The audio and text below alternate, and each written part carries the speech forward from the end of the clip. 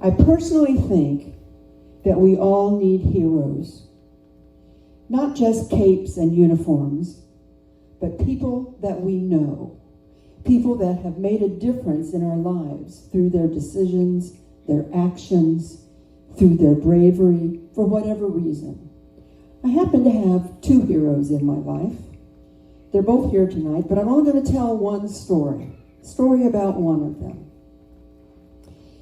You see, there was this family in Indiana. They had 5 children, and it happened to go girl, boy, girl, boy, girl. The middle child, let's call her Leslie, she was a redhead. And the joke in the family is that she was born screaming and she never quit. She was independent, she was defiant, she was stubborn. Probably still is. But you see, it's not entirely her fault, because her grandmother was a redhead. And the family legend is, as Grandma told it, that when she was a young girl, she had fiery red hair, and she was kidnapped by the Indiana Plains Indians. And the settlers all got together and chased the Indians and rescued her and brought her back to her family. So the middle girl redhead, Leslie, her father was also a redhead. He had that personality too. So we can't completely blame Leslie. She comes by it naturally. But along with that redheaded stubbornness, defiance, and independence is a heart of gold. Absolute gold. When she was in kindergarten and they would give out cookies, it was like cookie day, she would ask if she could have 2 so that she could bring one home to her younger brother. And if they said no, then she ate one, half of one, and took the other half home to her younger brother. That kind spirit and that generous heart is still part of her life today. As she went through grade school, middle school, high school, she had her bumps, she had her challenges, just like we all do. Some small, some bigger, but she got through them all. And she had, throughout her entire life, what I call a watch me attitude. You know, don't tell her she can't do something. Watch me. When she got out of high school, she married her high school sweetheart. I don't think her parents were thrilled about that particular decision, but she said, watch me. And she married him. That marriage went okay for a little while, but it turned out not to be a match made in heaven. He turned out to be abusive. He had turned out to be controlling. He turned out to be pretty evil, from what I can understand. And she had 2 children in this marriage, and then finally, she'd had enough. And she gathered her guts together, and she said, I'm going, and I'm taking the kids. And he said, you can't make it without me. You have no skills. You're not smart. You can't do this.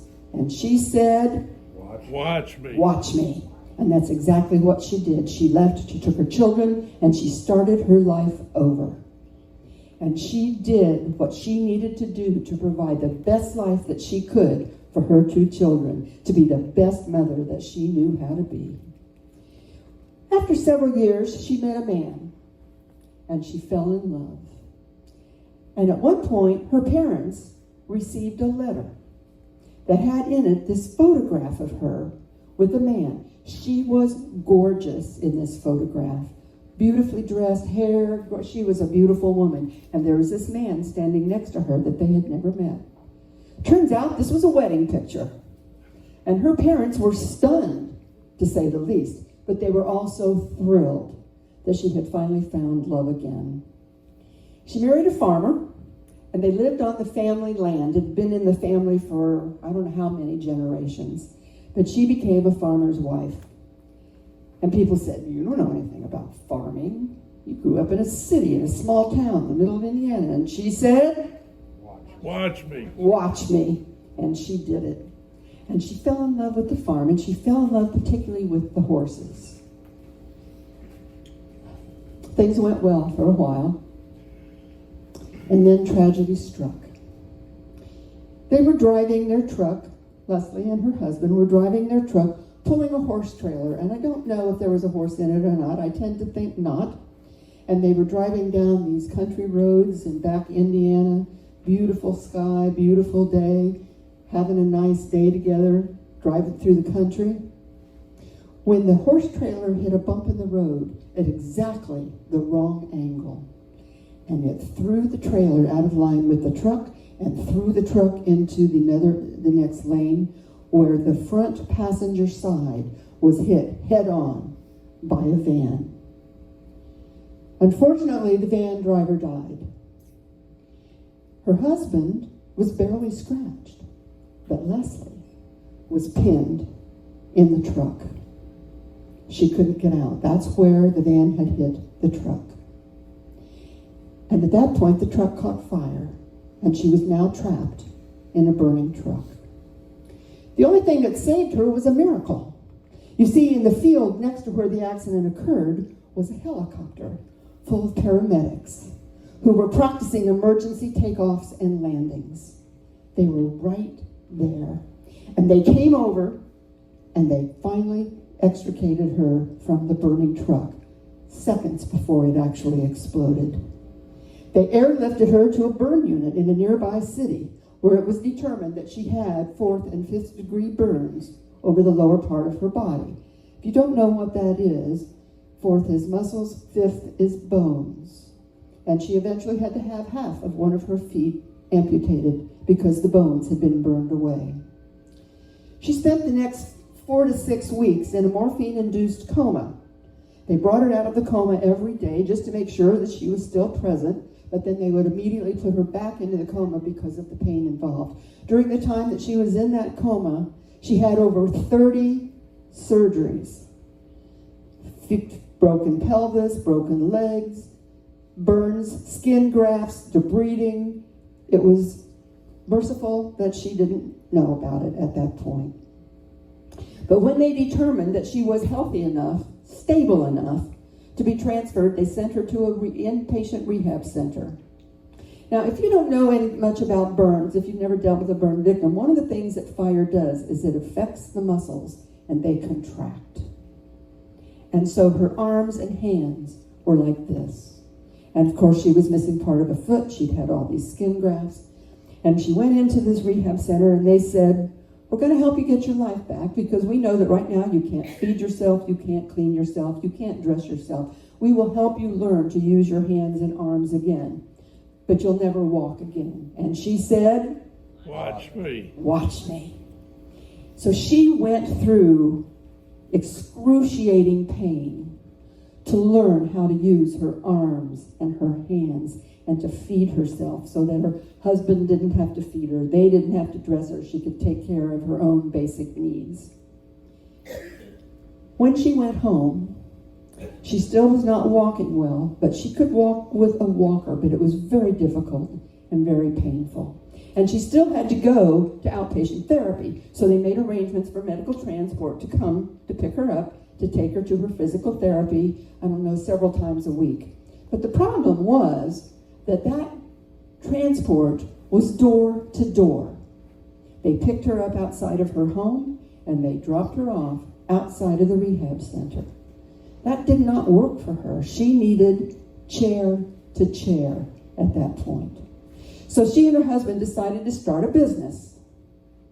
And the business was going to be chair to chair medical transport for those people who needed that service. They went to the banks, they went to family, they asked for this money, and they were just told, "No, you can't make this happen. There are too many problems." And they said, "Watch me. Watch me." And they did actually start the business. And they took it as far as they could before something else happened. You see, the accident, the recovery, the stresses of the new business, a tornado that took out the new business the day the building was built, took its toll on the relationship, and they filed for divorce. Tragically, he died before the divorce was final, and she was left a widow with a business and a farm that belonged to the family for generations, and wasn't quite sure where to go from there. But she managed to pull it together, and she took care of all of that business, because once again, people had said, this is too much for you, and she said, watch me. And she started her life over yet again, where she became then an employee of a motel. Now, this was not like a Quality Inn or Motel 6 or 8 or whatever they are now. This was a family-owned little circle of cabins and a building in the middle. Each cabin was its own self-contained little one-bedroom unit, and then the middle was the office and the residence where she lived. She was the desk clerk, she was the accountant, she was the booking agent, she was the maintenance department, she was the cleaning department. If it had anything to do with this business, she did it with her watch me attitude. She worked there until she retired about, I don't know, maybe 2 years ago, maybe 3, I'm not sure, I've lost track of time. You get to be a certain age, everything blends together. But she was there for many years, living on that property, taking care of everything that needed to be taken care of. And then she retired and went to live with her daughter. And now she's trying to decide whether she's going to move to Florida or stay in Indiana. But either way, she's going to start her life over, and she'll be great at it. She always is. And she's one of my heroes, because whenever I'm faced with a challenge or a situation that seems absolutely overwhelming, so daunting that I'm not sure I can even begin to face it, I think to myself, what would she do? And then I say to myself, watch me. Thank you. Can I point you out? Did you say that? I'd like you to meet Leslie. I have her permission to tell her story, so thank you very much.